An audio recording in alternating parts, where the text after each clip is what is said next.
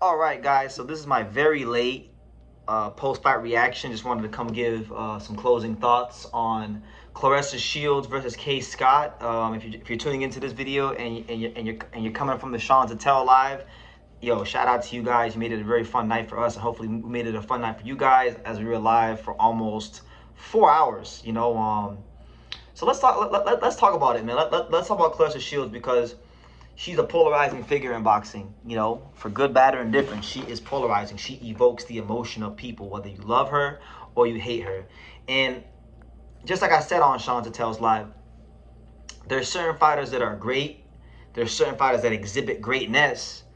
But then there's certain fighters, every now and then, they come along and they don't just prove and exhibit superior skill level.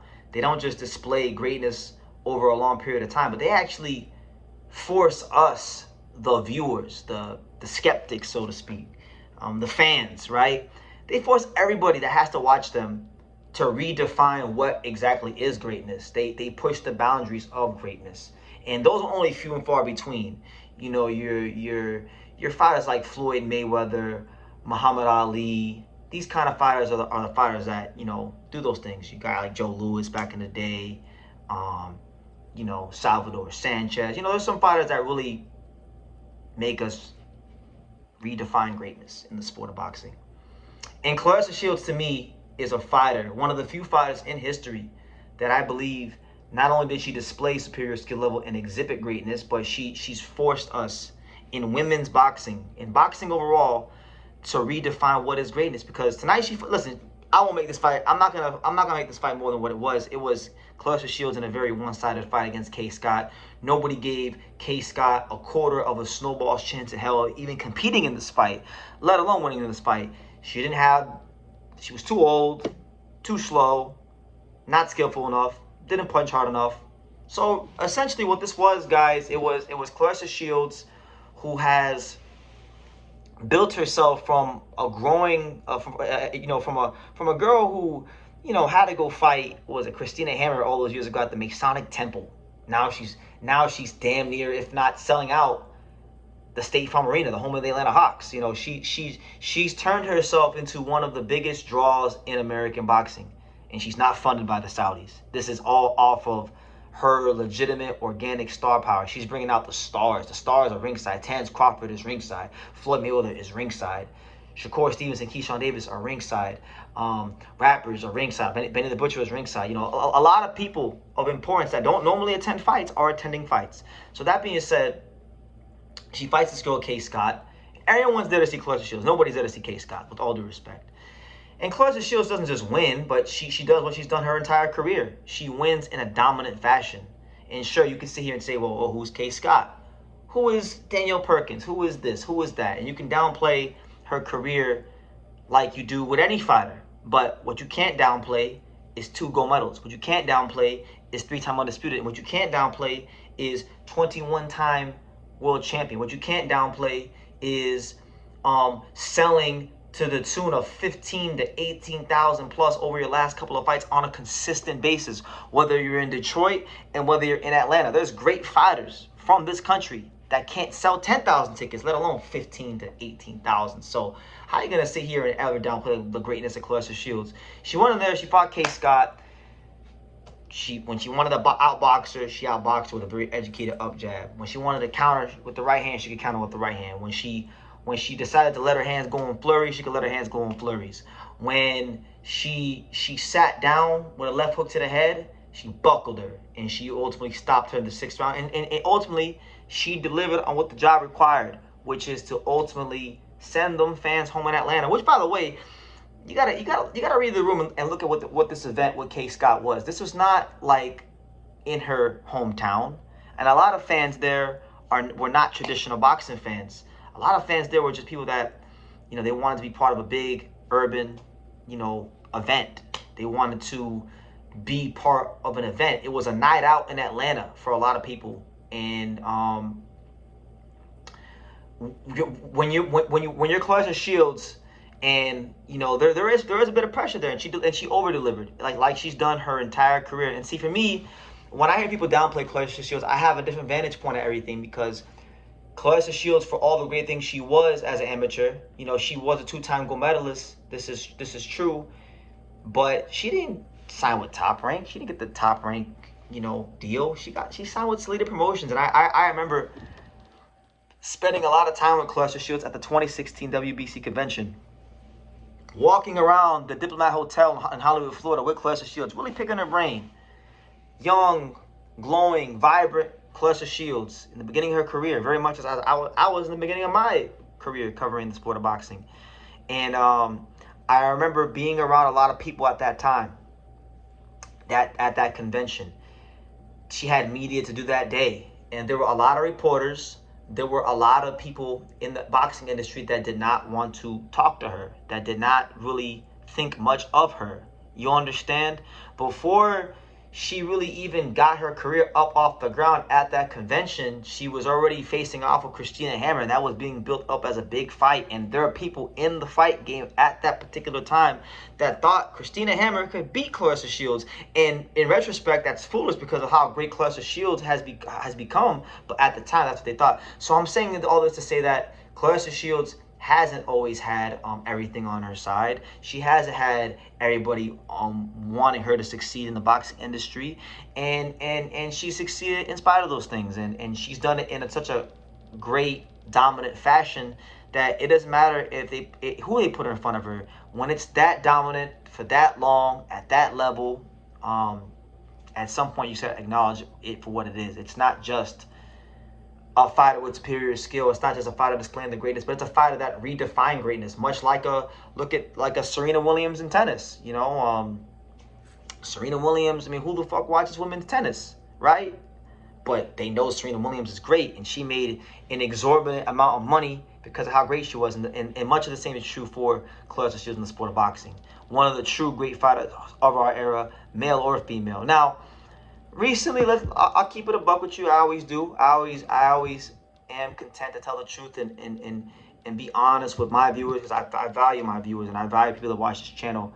Recently, Claressa Shields hasn't really been fighting much anybody. You know, Kay Scott was overmatched. She was older.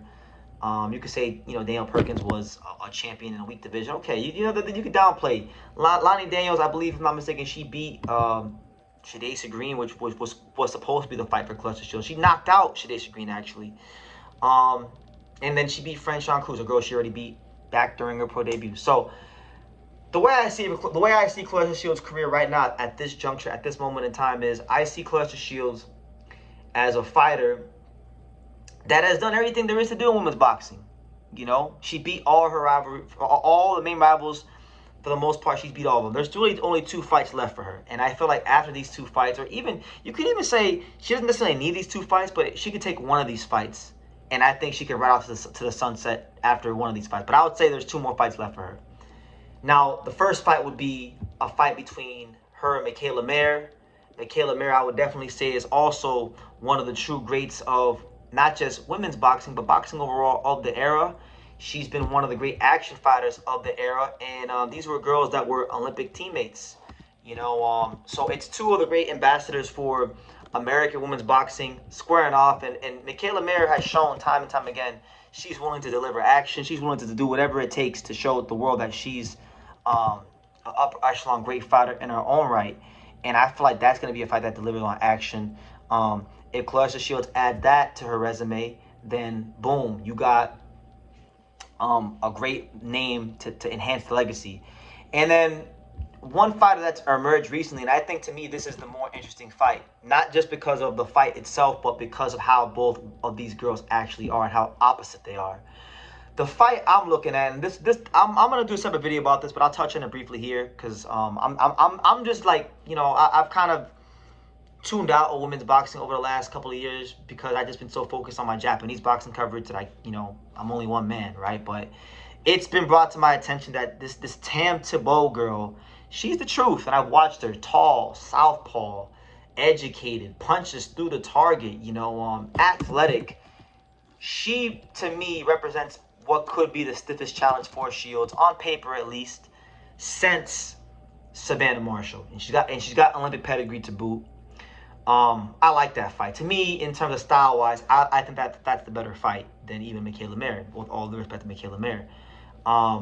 she's much different than Claressa Shields, even outside the ring. You know, Claressa Shields is a girl that comes from the trenches. She comes from the mud of the mean streets of Flint, Michigan. You know, and Tam Tebow is not like that. She's light skinned, sophisticated, cosmopolitan type woman. Speaks different languages, has degrees. You know, Claressa Shields is very loud.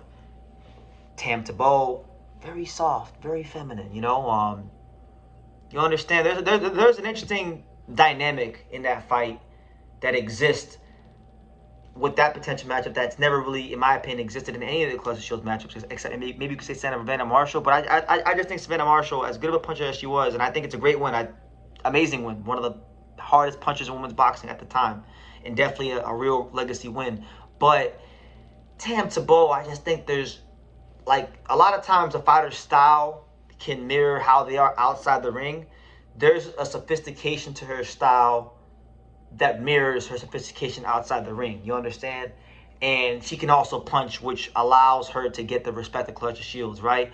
So I think there's more things to work out in that fight, and I like that fight a lot. So if you're looking at what's left, what more can a 21-time, you know, world champion, 3-time undisputed world champion in different weight classes, you know, 2-time Olympic gold medalist, and now a box office attraction and a legitimate ticket seller in a country where a lot of people would say on the mainstream level boxing is not thriving and it's dead, right? Like to say those things about American boxing these days, but that ain't like a lot of boxers have a ticket selling problem.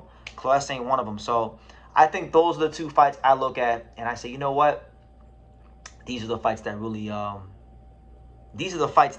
she can take one of these fights, let alone both of them. I think she'll do both because Claressa Shields is such a competitor. She's such a winner. She's so great. And, you know, I think she'll actually do both of them because she's so, how dare, she's one of those people where if you even insinuate someone is better than her, she's going to want to prove her point. And, you know, enough people believe in this Tam Tebow chick that that will make her go to another level in the gym. And Michaela Mayer is a big enough established name to where people would love to see that fight as well, to where she'll do those fights and just further try to put the finishing touches on what's been a flawless career. No split decisions, no majority decisions. The only fight where she got had a blemish, you could say she got dropped in Hannah Gabriel's fight. She got up, she outboxed Hannah Gabriel's, won that fight. So yeah, the K. Scott fight was a blip on the radar screen of what's been a special career. You know, K. Scott never had a chance, not a quarter of a snowball's chance in hell. And you watch the things Shields is doing at a high level. I mean, her understanding of positioning, range, her version of the Philly shell, and the counter she uses off of it. She's special, man. You don't gotta be a fan of women's boxing to acknowledge that she's great at what she does. You don't gotta like her as a person or be able to stomach how loud she is. You know, I understand people come from different backgrounds. Maybe you're not used to dealing or hearing, you know, ghetto black girls, you know, because she comes from Flint. Let's call it what it is, right? That's the spirit of what she carries. But none of that should ever get in the way of what she exhibits, and it's been exhibiting in that boxing ring, not just in her pro career, but dating back to her amateur career, from the gold medals to now the world titles to now being this box office attraction. So I'm gonna leave it at that, man. Claressa Shields, one of the true great fighters boxing's produced, male or female, in this era anywhere in the world. And the K. Scott fight was just another shining example of that. So yeah, Tam Tebow, to me, that's the fight to make in women's boxing across all weight classes. And I also think the Michaela Mayer fight is a true legacy fight between two of the great ambassadors for women's boxing in America and women's boxing overall. So I'll leave it at that. It is late as hell, 2:21 in the morning, but I appreciate you guys for all the support on the channel this month and throughout the whole year. Thank you guys so much, and shout out to Claressa Shields.